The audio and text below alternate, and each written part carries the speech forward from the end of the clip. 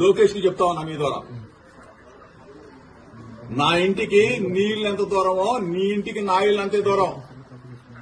ఇవాళేమో సంబరపడుతున్నాయో, రాక్షస ఆనందం పొందుతాయనో హెచ్చరిస్తా ఉన్నా.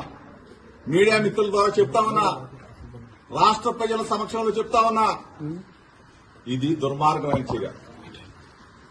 నేనేం చేశానా? నువ్వు 83 రోజులు మీ అయ్యా నువ్వు నన్ను జైల్లో పెట్టి రాక్షసానందం పొందిన చాలక నా ఇంటి మీద దాడి చేస్తావా? పెట్రోల్ బాంబులు వేస్తారా?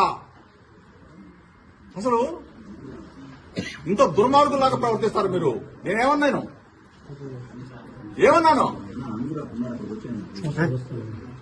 ఈరోజు మీరు చేసిన దుర్మార్గం. మేమేదో భయపడతాననుకుంటున్నామో చూస్తా. నువ్వు నీ గోండాలని, నీ రౌడీలని, నీ పిక్ పాకెట్ గాలని, బ్లేడ్ బ్యాచ్ ని, గంజాయి బ్యాచ్ ని విజయవాడ నుంచి, నలుమూల నుంచి నా ఇంటి మీద పంపిస్తావా? నీకు పిల్లలు లేరా? నీకు ఇల్లు లేదా? నీకు కుటుంబం లేదా? ఇవాళతో ఇది ఆగిపోతుంది అనుకుంటున్నావా? లోకేష్ ని చెప్తా ఉన్నా, నువ్వు ఇటువంటి రాక్షసానందాన్ని కదా నువ్వు తప్పైందని చెప్పకపోతే చెప్తా ఉన్నా, ఇటువంటి పనికి మాత్రం పిల్ల చేస్తలకి జోలికి భయపడ్డావు.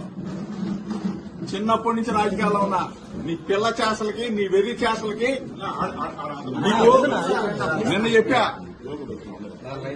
ఒళ్ళు తగ్గించుకున్నావు కానీ నీ చిప్పు దొబ్బింది, నీ మెదడు మొత్తం దొబ్బింది. ఏం పనురాయి పనికి మానోడా? ఒక బలహీన వర్గాల వాడి మీద నా మీద తాడా, సిక్కుసారం వదిలేసి సన్నాసులాగా తయారైంది.